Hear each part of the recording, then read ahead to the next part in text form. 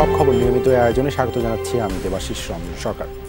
গুম বিরোধী আন্তর্জাতিক সনদে যুক্ত হলো বাংলাদেশ। বৃহস্পতিবার সকালে উপদেষ্টা পরিষদের বৈঠকে প্রধান উপদেষ্টা এই সনদে যুক্ত হতে স্বাক্ষর করেন। এছাড়া কেবল একটি পরিবারের সদস্যদের রাষ্ট্রীয় বিশেষ সুবিধা প্রদান, সুস্পষ্ট বৈষম্য এই যুক্তি দেখিয়ে বঙ্গবন্ধু শেখ মুজিবুর রহমানের পরিবার সহ সদস্যদের নিরাপত্তা বাতিলের অধ্যাদেশও চূড়ান্ত অনুমোদন দেওয়া হয়েছে বৈঠকে। জানানো হয় কালো টাকা সাদা করার সুযোগ আর রাখা হবে না। অন্তর্বর্তী সরকার গঠনের পর প্রধান উপদেষ্টা ডক্টর মোহাম্মদ ইউনূসের নেতৃত্বে চতুর্থবারের মতো বৈঠকে বসে উপদেষ্টা পরিষদ। সকালে প্রধান উপদেষ্টার কার্যালয় রাষ্ট্রীয় অতিথি ভবন যমুনায় প্রায় 3 ঘণ্টা চলে এই বৈঠকে প্রধান উপদেষ্টা গুম বিরোধী আন্তর্জাতিক সনদে সই করেন। এতে করে গুম বিরোধী আন্তর্জাতিক দিবসের একদিন আগেই এই সনদে যুক্ত হলো বাংলাদেশ। এখন পর্যন্ত বিশ্বের 75টি দেশ এই সনদে যুক্ত হয়েছে। এছাড়া বৈঠকে বঙ্গবন্ধু শেখ মুজিবুর রহমানের পরিবার সহ সদস্যদের নিরাপত্তা বাতিলের অধ্যাদেশ 2024-এর খসড়ায় নীতিগত ও চূড়ান্ত অনুমোদন দেওয়া হয়। পরে বৈঠকের বিস্তারিত তুলে ধরেন পরিবেশ ও পানি সম্পদ বিষয়ক উপদেষ্টা সৈয়দা রিজওয়ানা হাসান। আমরা অনেকেই এরকম এনফোর্স ডিসঅ্যাপিয়ারেন্সের মুখোমুখি হয়েছি, আর যেন কেউ কখনো নিজের ক্ষমতা কুক্ষিগত করতে কোনো বাহিনীকে দিয়ে কোনো পদ্ধতির মাধ্যমে কোনো নাগরিকদেরকে সরকার বিরোধিতা করা হচ্ছে, আইন শৃঙ্খলা পরিস্থিতি খারাপ করা হচ্ছে, ন্যাশনাল ইন্টারেস্টের বাইরে কাজ করা হচ্ছে, এসব বলে গুম করতে না পারে, তার জন্য এই কনভেনশনটা আমরা স্বাক্ষর করেছি। বৈঠকে কালো টাকা সাদা করার রীতি বন্ধ করা, দ্রব্যমূল্য সহনীয় রাখা, রাজনৈতিক দলের সাথে আলোচনা চলমান রাখার বিষয়েও আলোচনা হয়েছে। কালো টাকা সাদা করার যে বিধি এবং রীতি সেটা বন্ধ করে দেওয়া হবে। হ্যাঁ, কারণ এখান থেকে সরকার যেটুকুন টাকা আনতে পারে সেটুকুন টাকা দিয়ে সরকারের যে খুব বেশি কিছু আগায় তা না, বরং মূল্যবোধটা অনেক বেশি অবক্ষয়িত হয়। ফলে এটার বিরুদ্ধে স্পষ্ট একটা সিদ্ধান্ত হয়েছে। অর্থ পাচারের বিরুদ্ধে কার্যক্রম শুরু হয়ে গেছে। আরেকটা হচ্ছে অত্যাবশ্যকীয় পণ্যের দাম মানুষের ক্রয় সীমানার মধ্যে রাখতে যা যা করার দরকার সরকার সেই কাজগুলো করা শুরু করে দিয়েছে। আমরা রাজনৈতিক দলগুলোর সাথে আলাপ আলোচনার প্রক্রিয়াটা চালু রাখব, তাদের কাছ থেকে সংস্কার প্রস্তাব যা আসবে সেগুলো গ্রহণ করব। ফুটবল টুর্নামেন্ট ও ক্রিকেটে সম্প্রতি চমৎকার নৈপুণ্য অর্জন করায় খেলোয়াড়দের সংবর্ধনা দেওয়ার সিদ্ধান্তের কথাও জানান তিনি। সার্ক অনূর্ধ্ব 20 চ্যাম্পিয়নশিপ, যেটা 2024 বাংলাদেশ প্রথমবারের মতন চ্যাম্পিয়ন হয়েছে। আজকে আমাদের উপদেষ্টা পরিষদে সিদ্ধান্ত হয়েছে যে এই ফুটবল টিমের জন্য আমরা একটা সংবর্ধনা আয়োজন করব। আরেকটা হলো যে আমাদের বাংলাদেশ জাতীয় ক্রিকেট দল, আপনারা জানেন যে পাকিস্তানকে হারিয়েছে। তো আমরা মনে করছি যে এই যে একটা উদ্যম এসছে খেলোয়াড়দের মধ্যে, এটাকে ধরে রাখবার জন্য তাদেরকে অভিনন্দন জানানো দরকার। এছাড়াও প্রধান উপদেষ্টার নিরাপত্তা বিধানের দিকটি অন্তর্ভুক্ত করে বিশেষ নিরাপত্তা বাহিনী বা স্পেশাল সিকিউরিটি ফোর্স সংশোধন অধ্যাদেশ 2024 উপদেষ্টা পরিষদের বৈঠকে সর্বসম্মতিক্রমে অনুমোদন দেওয়া হয়েছে।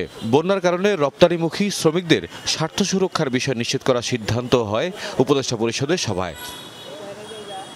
তৌহিদ মিথুন, যমুনা নিউজ, ঢাকা। দলীয় সরকারের অধীনে বাংলাদেশে কখনোই সুষ্ঠু নির্বাচন সম্ভব নয়। টাকার প্রভাব দূর করতে হলে প্রার্থী নয়, পার্টিকে ভোট দেওয়া প্রয়োজন। নির্বাচন ব্যবস্থা সংস্কারের জন্য এমন প্রস্তাব দিয়েছেন সুশীল সমাজের প্রতিনিধিরা। বাংলাদেশ নির্বাচন ব্যবস্থা সংস্কারে করণীয় শীর্ষ গোল টেবিল বৈঠকের আয়োজন করে সুজন। এতে বক্তারা বলেন, রাজনৈতিক দলের মতামতের ভিত্তিতে নয়, নির্বাচন কমিশনকে গঠন করা প্রয়োজন জনপ্রত্যাশার ভিত্তিতে। আলোচনায় সাবেক বিচারপতি আব্দুর রউফ বলেন, প্রার্থী নয়, পার্টিকে ভোট দিতে হবে। পরামর্শ দেন রাজনৈতিক দলের মধ্যে গণতন্ত্র চর্চা বাড়ানোর, একতরফা নির্বাচন বন্ধ করে বিকল্প নির্বাচন ব্যবস্থা চালু করার দাবি জানান সুজন সম্পাদক ডক্টর বদিউল আলম মজুমদার।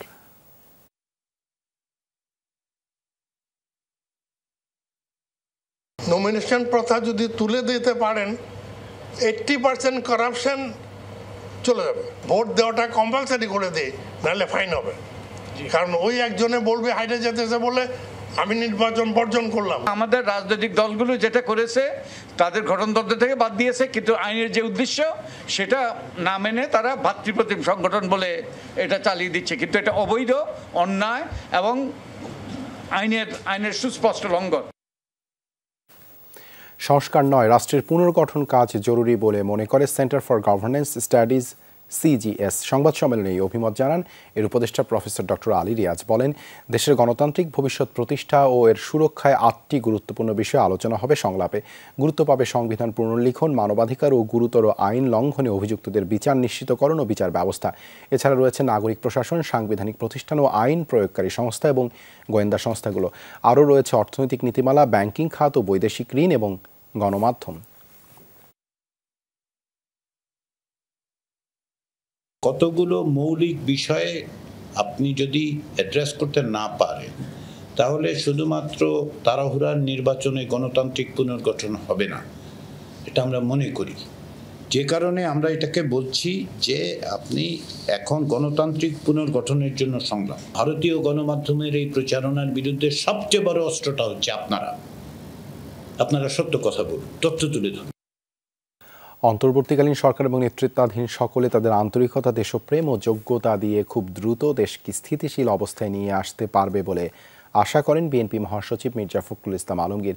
একই সঙ্গে সবার প্রচেষ্টায় সুষ্ঠু নির্বাচন বাস্তবায়ন সম্ভব হবে বলেও মনে করেন তিনি। বৃহস্পতিবার বিকেলে প্রধান উপদেষ্টার বাসভবন যমুনায় প্রধান উপদেষ্টার সাথে বৈঠক করেন বিএনপি মহাসচিব সহ দলটির 3 জন নেতা। আলোচনার বিষয়বস্তু প্রকাশ করা হয়নি, তবে বৈঠক ফলপ্রসূ হয়েছে বলে জানিয়েছেন মির্জা ফখরুল। তিনি বলেন, অন্তর্বর্তীকালীন সরকার নিয়ে বিএনপি আশাবাদী। এই সরকার দেশের জন্য প্রয়োজনীয় সব সংস্কার করবে বলেও মনে করেন তিনি। এ সময় এক প্রশ্নের জবাবে মির্জা ফখরুল বলেন, পর্যায়ক্রমে রাজনৈতিক দলগুলোর সঙ্গে আলোচনা হবে, তবে নির্বাচনের কোনো সম্ভাব্য তারিখ নিয়ে আলোচনা হয়নি। আমরা অত্যন্ত আশাবাদী হয়েছি যে এই অন্তর্বর্তীকালীন সরকার যার নেতৃত্বে প্রফেসর ইউনূস রয়েছেন, তারা তাদের আন্তরিকতা, দেশপ্রেম, যোগ্যতা দিয়ে খুব দ্রুত তারা একটা স্টেবল অবস্থায় নিয়ে আসতে পারবেন এবং একই সঙ্গে তারা একটা নির্বাচনের দিকেও যেতে পারবেন এবং প্রয়োজনীয় সংস্কার সমূহ তারা পূরণ করবেন বলে আমরা বিশ্বাস করি।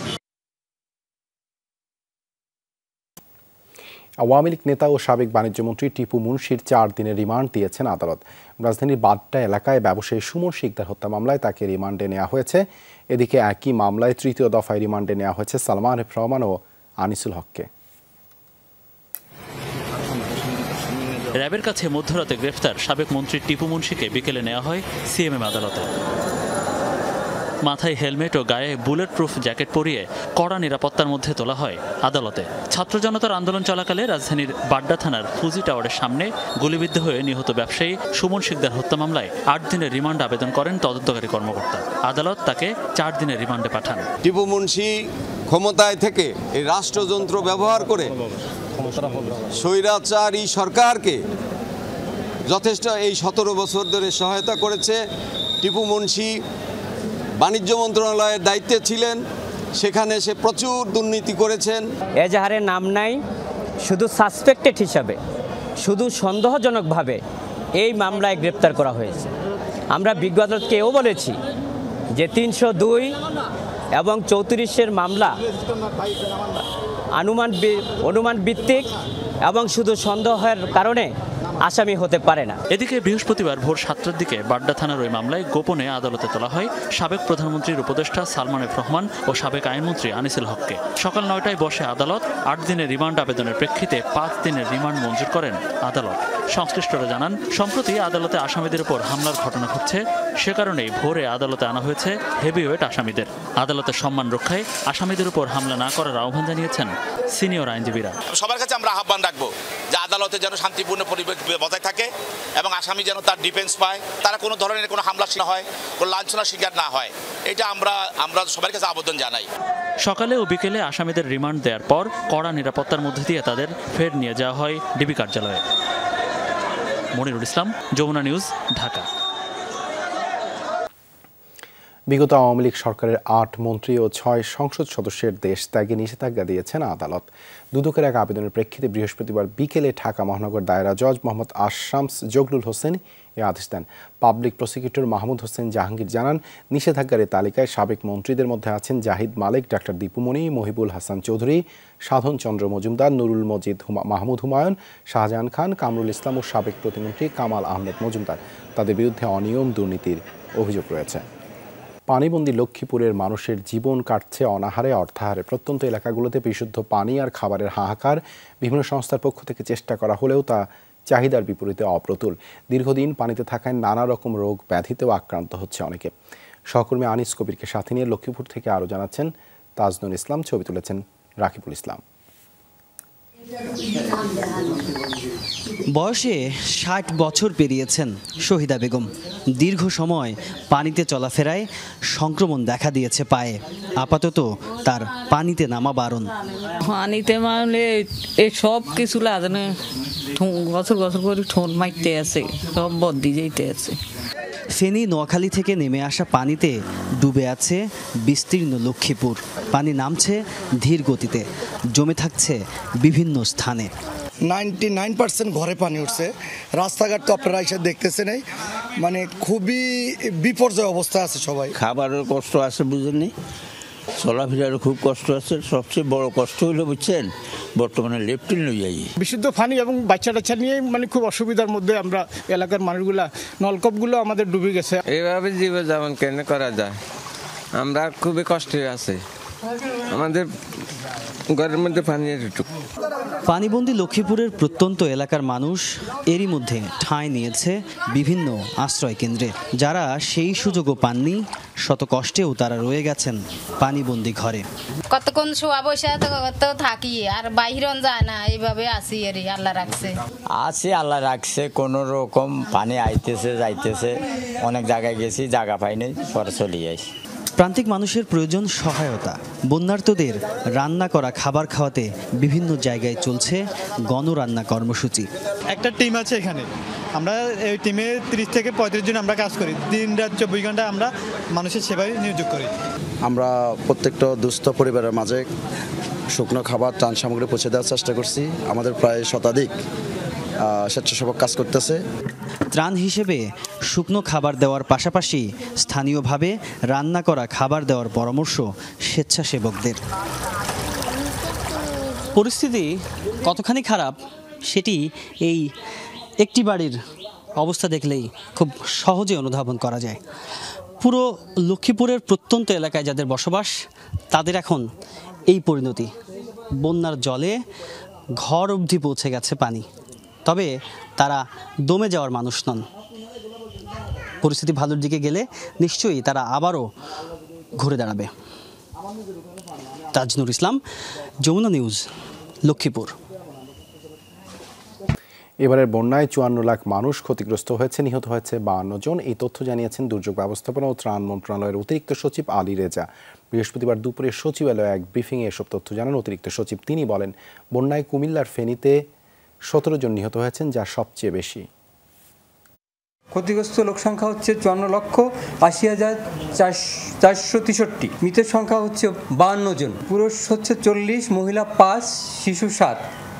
এর মধ্যে কুমিল্লায় 14 জন, ফেনীতে 17 জন, চট্টগ্রামে 6 জন, খাগড়াছড়ি 1, নোয়াখালী 8, ব্রাহ্মণবাড়িয়া 1, লক্ষ্মীপুর 1, কক্সবাজার 3 এবং মৌলভীবাজারে 1। মৌলভীবাজারে যে 2 জন নিখোঁজ ছিল, তাদের একজনের মৃতদেহ পাওয়া গেছে, আরেকজন এখনও নিখোঁজ রয়েছেন। বৈষম্য বিরোধী ছাত্র আন্দোলনের গণত্রাণ সংগ্রহ কার্যক্রমের 8ম দিনেও টিএসসিতে ছিল সহায়তার হাত বাড়ানো মানুষের উপচে পড়া ভিড়। ব্যক্তি পর্যায় থেকে শুরু করে বন্যায় বিপন্ন মানুষের সাহায্যে এগিয়ে আসতে দেখা গেছে ছোট বড় অনেক প্রতিষ্ঠানকেও। সবার প্রত্যাশা দ্রুত এই দুর্যোগ কাটিয়ে উঠুক দেশের উত্তর পূর্বাঞ্চলের মানুষ। এটাই তো নতুন বাংলাদেশ, যেখানে ছাত্র, বয়োবৃদ্ধ থেকে শুরু করে শিশু কিশোর প্রত্যেকে হাতে হাত মিলিয়েছে দেশের মানবিক এক সংকটে। কেউ তুলে দিচ্ছেন খাদ্য সামগ্রী, কাপড়, কেউ নগদ টাকা, কেউ এসেছেন স্বেচ্ছাসেবী হিসেবে। যে যেভাবে পেরেছেন বাড়িয়ে দিয়েছেন সাহায্যের হাত। আমি পুরনো স্টুডেন্ট ছিলাম, প্লাস দেখার জন্য কে যে আপনারা সব ভালো কাজ করছেন। মে আল্লাহ ব্লেস অল ইউ। যত কষ্ট নিজেরা দেখিয়ে বন্যাগ্রস্ত ক্ষতিগ্রস্ত মানুষদের নিজে কষ্ট করি, তাদেরও যাতে একটু উপকার হয়। আজকে করছি যেভাবে একলা গেলে যাবো, নিলে একজন নিলে যাবো, তারপর একলাই বেরিয়ে গেছি। আমি তো কুমিল্লা বা ফেনীতে যেতে পারছি না, সেই জন্য আমি এখানে এসেছি যাতে এখানে সবাইকে হেল্প করতে পারি। শুধু ব্যক্তি মানুষেই নয়, দেশের সংকট এক করেছে বিভিন্ন প্রতিষ্ঠানকেও। HTSCর নতুন এই বাংলাদেশ দেখতে এসেছেন বিদেশিরাও, বাড়িয়েছেন সহযোগিতার হাত। Joypurhat BIAM laboratory school and college, আমরা জয়পুরহাট থেকে এসেছি শুধু এই ত্রাণ দেওয়ার জন্য। 1,20,000 টাকার মতো কালেক্ট করছি। আমরা গাড়ি ভর্তি 100 জনের খাবার ভরপুর নিয়ে আসছিলাম, তো বাকি টাকা যা বাঁচছে তা এই টাকা এখানে দিয়ে গেলাম। মানবিক এই বিপর্যয় নাড়া দিয়েছে কোমলমতি শিশুদের মনকেও। টিফিনের টাকা বাঁচিয়ে বন্যার্তদের জন্য তুলে দিয়েছেন বিভিন্ন স্কুলের শিশু শিক্ষার্থীরা। আমরা আমাদের টিফিনের টাকাগুলো বন্যার্তের জন্য দান করেছি। তাদেরকে একটু সহযোগিতা করার জন্যই আমরা এসেছি। তারা যেন ভালো থাকে এজন্য আমি টাকাগুলো সব দিয়ে দিয়েছি। গণত্রাণ সংগ্রহের 8ম দিন, এতটুকু যেন ক্লান্তি নেই বৈষম্য বিরোধী ছাত্র আন্দোলনের স্বেচ্ছাসেবীদের। সমন্বয়করা বলছেন, দুর্গম এলাকায় ত্রাণ এবং চিকিৎসা সেবা পৌঁছানোই এখন সবচেয়ে বড় চ্যালেঞ্জ। জরুরি খাদ্য এবং জরুরি ঔষধ, এটা হচ্ছে সবচেয়ে প্রথম আমাদের প্রায়োরিটি। দেন হচ্ছে আমরা আমাদের যে পুনর্বাসন, সে ব্যাপারে আমরা আসলে সামনে বলবো আমরা কিভাবে কাজটি করব। এর আগে ওষুধ, কাপড়, খাদ্য সামগ্রীর বাইরে গেল 7 দিনে 7,78,76,278 টাকা নগদ সংগ্রহের কথা জানান সমন্বয়করা। আরিফুর রহমান সবুজ, যমুনা নিউজ, ঢাকা। নারায়ণগঞ্জ বিসিক এলাকায় জুটের ব্যবসা নিয়ন্ত্রণকে কেন্দ্র করে বিএনপির 2 গ্রুপের সংঘর্ষ হয়েছে। বৃহস্পতিবার দুপুরে ফতুল্লায় বিসিকের 2 নম্বর গেটের সামনে এই ঘটনা ঘটে। প্রত্যক্ষদর্শীরা জানান, সরকার পতনের পর থেকেই বিএনপির একাধিক গ্রুপ ওয়েস্টেজ জুটের ব্যবসা নিয়ন্ত্রণে নেয়ার চেষ্টা করে। প্রতিদিন দেশীয় অস্ত্র ও লাঠি সোটা নিয়ে দফায় দফায় এই এলাকায় মহড়া দেয়। আজ স্বেচ্ছাসেবক দলের নেতা রাসেল মাহমুদের লোকজন গার্মেন্টস থেকে জুট নেয়ার সময় জেলা যুব দলের নেতা রনির লোকজন তাদের বাধা দেয়। এ সময় তাদের মধ্যে বাকবিতণ্ডা হয়। এক পর্যায়ে তারা দেশীয় অস্ত্র নিয়ে সংঘর্ষে জড়িয়ে পড়ে। এতে উভয় পক্ষের 12 জন আহত হয়। এ সময় কয়েকটি দোকানপাট ও বাড়িঘরে ভাঙচুর, লুটপাটের ঘটনা ঘটে। খবর পেয়ে বিজিবি সদস্যরা এসে পরিস্থিতি নিয়ন্ত্রণে আনে।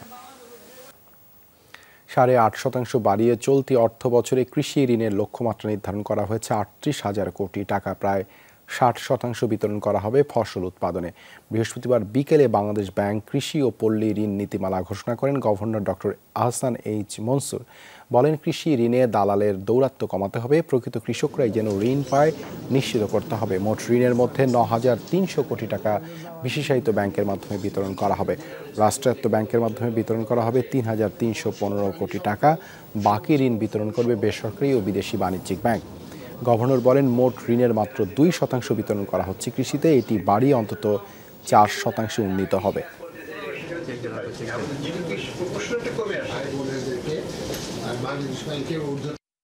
বৃদ্ধিটা যেন কৃষক পায়, কৃষকটা এটা যেন দালালরা না পায়। এই জায়গাটা আমাদেরকে একটু সাবধান হতে হবে। কিভাবে কি করা যায়, দালালদের অবস্থানটাকে আমরা নিশ্চিহ্ন করতে পারি কিনা, সরাসরি তাদের অ্যাকাউন্টে আমরা টাকা ট্রান্সফার করা একটা অপশন। এই জায়গাটা আমরা একটু স্টাডি করে দেখব এবং কিভাবে করলে পরে টার্গেটিংটা, অর্থাৎ ফার্মার টাকা যেন ফার্মারই পায়, এই টার্গেটিংটাকে আমরা আরো অনেক উচ্চ পর্যায়ে নিতে পারবো। এই ছিল আজকের সব খবরের আয়োজনে। এতক্ষণ সাথে থাকার জন্য ধন্যবাদ সবাইকে।